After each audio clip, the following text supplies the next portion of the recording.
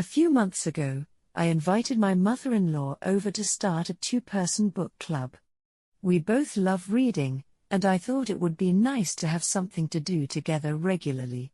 She enthusiastically agreed, and we started meeting every other week to discuss our latest reads. At first, our discussions were all about the books. We would talk about the characters, the plot twists, and our overall impressions. It was fun to dive deeper into the stories and share our thoughts with each other. But as time went on, our conversations became more personal.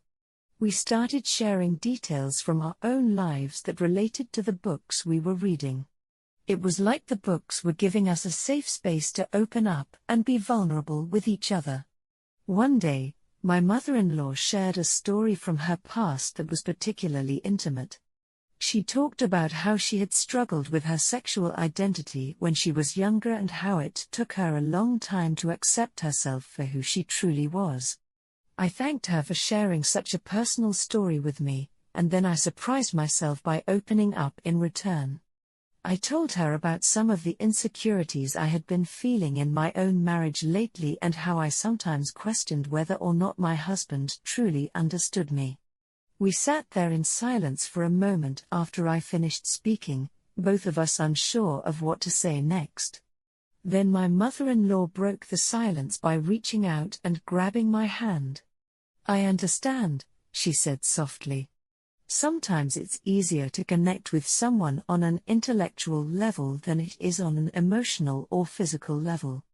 I nodded in agreement, grateful for her understanding. And in that moment, I felt a deep connection forming between us, one that went beyond just being in-laws or book club buddies. From that day forward, our book club meetings took on a whole new meaning. Yes, we still discussed the books we were reading, but our conversations also became a way for us to explore our feelings and desires in a safe and non-judgmental space. And as our discussions became more personal and intimate, so did our physical interactions. It started with simple touches on the arm or shoulder, but soon those touches turned into hugs and kisses on the cheek. The first time my mother-in-law kissed me on the cheek, I felt a rush of emotions that I couldn't quite explain. It was a simple gesture, but it meant so much to me. It made me feel seen and understood in a way that I hadn't felt in a long time. As our physical intimacy grew, so did our sexual tension. There were moments during our book club meetings when I would catch my mother-in-law looking at me with desire in her eyes. And I have to admit, I looked at her the same way. But we never acted on those desires, at least not yet. We both knew that crossing that line would have serious consequences for our families and our relationships. So instead, we continued to dance around each other, teasing and testing the boundaries of our attraction. It was both thrilling and frustrating at the same time. Every time we were together, I could feel the sexual energy between us building. But then just as things were about to reach a breaking point, one of us would pull back, scared of what might happen if we gave in to our desires. And so we continued on like this for months, stuck in this never-ending cycle of desire and denial. It was both intoxicating and torturous, like being caught in an elaborate game of cat and mouse. But little did I know that all of that was about to change. "Stephanie," she said one day, her voice barely above a whisper. "I can't take it anymore." I looked into her eyes and saw the raw desire burning there. In that moment, I knew that she felt the same way I did, that our connection was so much more than just a friendship or a book club. Without saying a word, I stood up and took her hand in mine. She looked at me with a mix of uncertainty and anticipation, unsure of what I was about to do. But as soon as I pressed my lips against hers, all of her doubts melted away. Our kiss started out slow and tentative, but it quickly grew more passionate and urgent. Her lips were soft and warm against mine, and I couldn't get enough of the taste of her. I pulled her closer to me, wrapping my arms around her waist as our bodies pressed together. I could feel the heat radiating off of her, matching the fire that was burning inside of me. We kissed like that for what felt like an eternity, lost in our own little world of desire and longing. But eventually, we had to come up for air.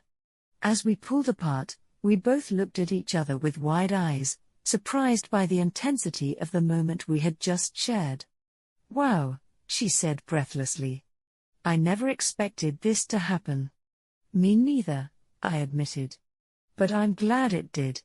She smiled at me, a smile that was filled with both joy and relief, before leaning in to kiss me again. This time, there was no hesitation or uncertainty in our movements. We kissed like two people who had been starved for affection for far too long. With each kiss, our passion grew stronger until it became impossible to ignore the undeniable chemistry between us. I reached down and grabbed the hem of her shirt, pulling it up over her head in one swift motion. She stood there in front of me, wearing nothing but a lacy bra and a pair of jeans that were now soaked through with her arousal. I couldn't help but stare at her, taking in every curve and contour of her body. She was even more beautiful than I had imagined, and I couldn't wait to explore every inch of her. I let my hands roam freely over her body, tracing her outline and the curve of her hips. Each touch elicited a soft moan from her lips, encouraging me to continue my exploration. I unhooked her bra and let it fall to the ground, revealing her chest. Without thinking, I leaned down and used my mouth to explore her skin. She moaned loudly in response, arching her back towards me as she reached down to undo the button on my jeans. Once they were undone, she slid them down over my hips along with my panties until I was standing there completely naked in front of her. She ran her hands up and down my thighs, sending shivers of pleasure through my body with each touch. Then, she knelt down in front of me and spread my legs apart, giving herself full access to my most intimate area. I felt a surge of anticipation as she positioned herself between my legs, ready to explore me like no one else ever had before. And when she finally made contact, all coherent thoughts went out the window. She started teasing me with her hands and lips. I moaned loudly at the feel of her tongue exploring me. She did with an expertise that could only come from years of experience. It felt absolutely amazing, and I could feel myself getting closer and closer to the edge with each passing second. I reached down and tangled my fingers in her hair, using it as leverage to pull her even closer to me. The more pressure she applied, the better it felt, like she was able to read my body's every desire and need. And just when I thought I couldn't take it anymore, she pushed me over the edge into the most mind-blowing ecstasy of my life. I moaned loudly as wave after wave of pleasure washed over me, leaving me shaking and breathless in its wake. But before I had a chance to catch my breath, she stood up and kissed me again, sharing my own taste with me for the first time, and I couldn't get enough of it. I reached down between us and unbuttoned her jeans before pushing them down over her hips along with her panties. She stepped out of them and then pulled back slightly, giving me a chance to take in her naked body once again. She was even more beautiful from this angle as she waited for me to explore her. And without wasting another moment, that's exactly what I did. I focused my attention on her, using just the right amount of pressure to drive her wild with desire.